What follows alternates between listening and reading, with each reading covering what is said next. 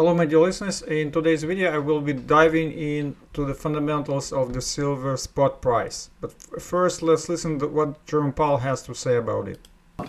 As I'm sure you've noticed, gold and silver prices have experienced historic gains of late. And I'm wondering how much attention, if any, you pay to those moves and what message you may take from these significant price increases we've seen for precious metals. Don't take much message macroeconomically. The argument can be made that we're losing credibility or something. It's simply not the case. If you look at where inflation expectations are, our credibility is right where it needs to be. So we look at those things. We don't get spun up over particular asset price changes, although we do monitor them, of course. Okay, so Jerome Powell says nothing to see here about this gold silver prices. I disagree with him, so I'm going to continue on and I will explain why. So first of all, I'm looking on the Comex flows for the delivery notices, 47 million for January. Okay, so 47 million for January. Inventories are at 418 million, down from 532 million. So 418 million remains high. If we look into the perspective of the January deliveries for the past 5 years, so we have 9,000 contracts here.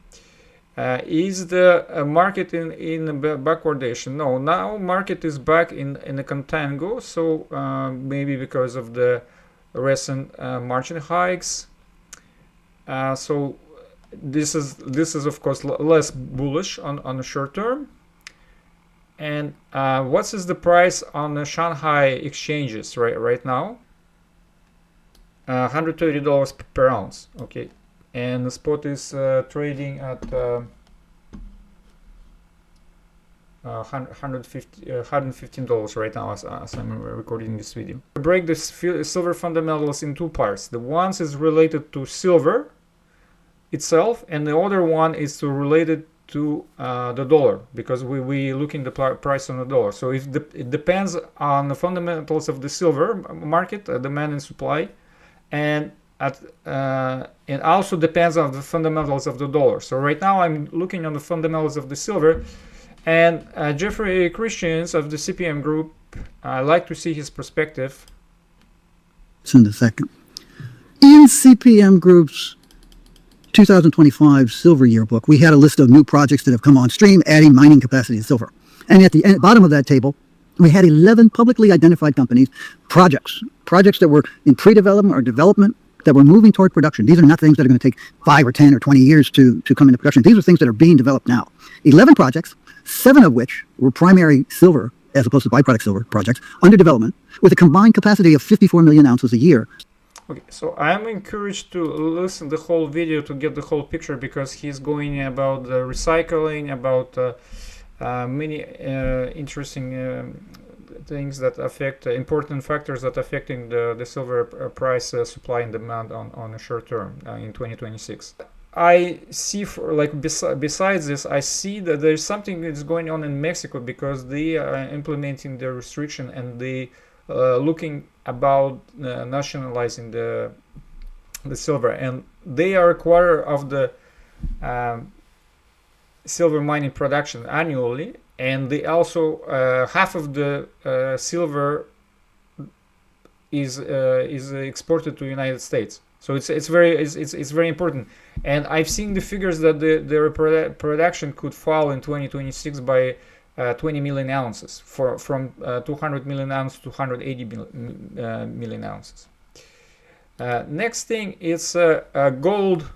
Going back to our big friend Jerome Powell, that nothing to see here. So this is the chart, 3-day chart of gold, and coming back to this, basically it's those lines, those blue lines represent the rates of ascent of the gold price and from past 2 years, and we see acceleration here. So this is the last one, which one we broke in last year. We had a correction, but now we back well over it.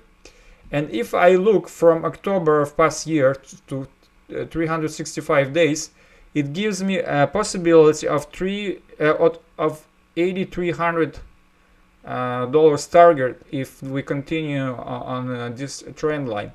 And you see this acceleration was very steep, so I add another line, just a speculative line, just for myself in between those two. And my original analysis was saying, so the gold silver price most likely will be between those two lines, but it's still, if we the minimum for October, if we are on this line, it's $6,200. About the Japanese carry trade.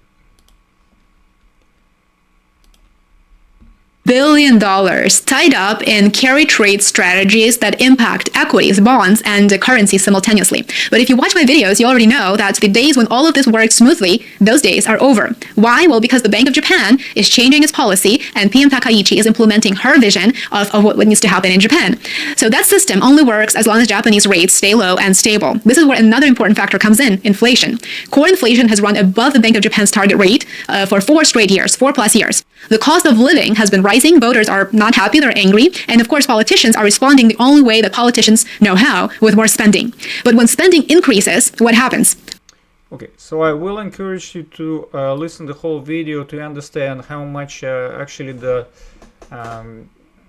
dollars could be coming back to United States, and how much American assets could be sold due to the Japanese carry trade unwinding, and how many assets the Japan totally hold in the pension funds, aside the $1.2 trillion of the American treasuries. For my personal comments, I see the Japan being a U.S. friend and ally, and they're not going to be dumping or doing purposely harm, but even if instead of buying, they will be just stop buying, and they will start a little bit net selling. It could have a tremendous effect on American asset values, stocks, equities, and bonds. And the carry trade unwinding could be more brusque, but there is less amounts of money in the carry trade compared to what's the Japanese pension funds and the government holds in American assets. So the last thing I will be looking, it's a gold-silver ratio.